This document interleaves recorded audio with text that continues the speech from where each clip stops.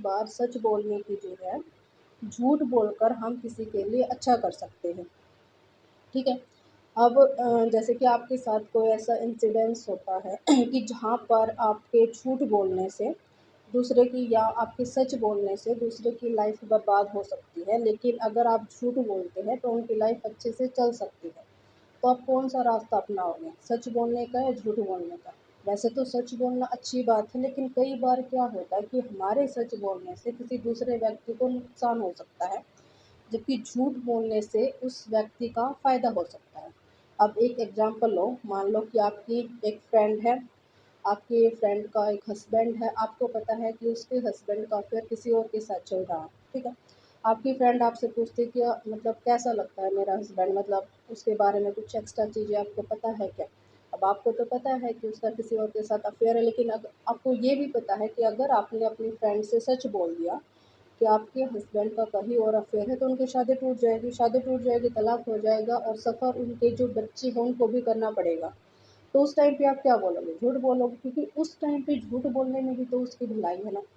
दूसरा हम ये कर सकते हैं कि उसके हस्बैंड को समझा देंगे कि इन चीज़ों में ना पड़े। लेकिन अगर वहाँ आपने सच बोल दिया तो वहाँ सच बोलने से नुकसान हुआ ना। तो प्लेटो यही बोलता है कि हमेशा सच बोलने से हमको न्याय नहीं मिलता। कई बार जो हम झूठ बोलते हैं तो उसकी वजह से भी हम कई बार झूठ बोलकर भी लोगों का भला कर पाते हैं, जबकि सच बोलने से नुकसान हो जाता है। तो हम ये नहीं कह सकते कि सच बोलेंगे तो हमको न्याय मिल जाएगा। तो प्लेटो इनकी आलोचना करता है परंपरावादी सिद्धांत की। अब दूसरे जो विचारक थे वो आते हैं उग्रवादी सिद्धांत के। अब उग्रवादी सिद्धांत में जो मेन थिंकर आता है वो आता है थ्रेसीमेकस। थ्रेसीमेकस। अब थ्रेसीमेकस दो स्टेटमेंट देता है। थ्रेसीमेकस बोलता है कि शक्तिशाली का हित ही न्याय है, शक्तिशाली का हित ही न्याय है।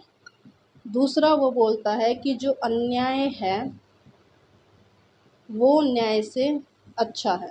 अब थ्रेसीमेकस ने ऐसा क्यों बोला, यानी थ्रेसीमेकस ने न्याय के बारे में क्या कहा कि न्याय क्या है, शक्तिशाली का हित ही न्याय, यानी जो पावरफुल है अगर हम उसके हित के लिए काम करेंगे तो हमको न्याय मिल जाएगा।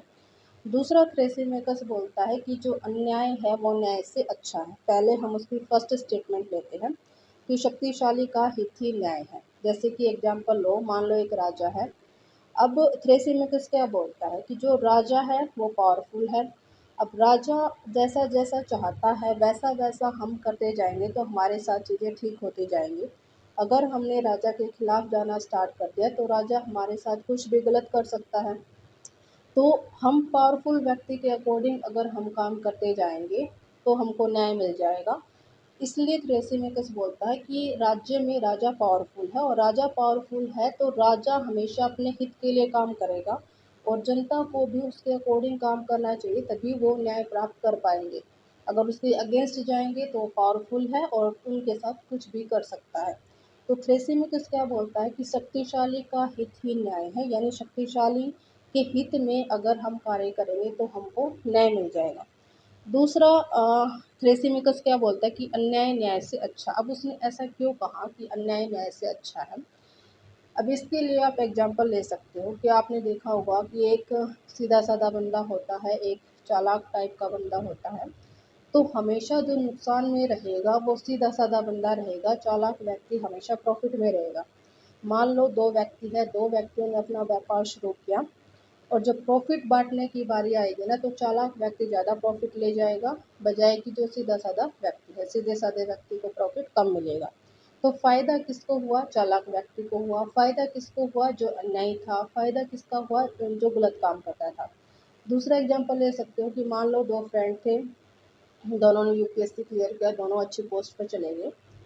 एक बंदा है जो अपनी पोस्ट का मिसयूज़ करता है, रिश्वत लेता है और रिश्वत ले लेके उसने बहुत ज़्यादा प्रोग्रेस कर ली, ठीक है? घर बन गया, बंगला बन गया, कार आ गई, बहुत ज़्यादा प्रॉपर्टी उसके पास हो गई। दूसरी तरफ दूसरा बंदा है जो रिश्वत कुछ नहीं लेता, अपना काम ईमानदारी से करता है, लेकिन उसके पास उतना पैसा, उतनी शोहरत नहीं है जितना पहले वाले बंदे के पास है। तो फ़ायदा यहाँ भी किसको हुआ? अन्यायी व्यक्ति को हुआ, यानी जो गलत आचरण कर रहा था, जो गलत तरीकों को अपना रहा था, जो न्याय व्यक्ति था, जो अच्छी बातों को फॉलो करने वाला था, उसको तो उतना फ़ायदा नहीं हुआ।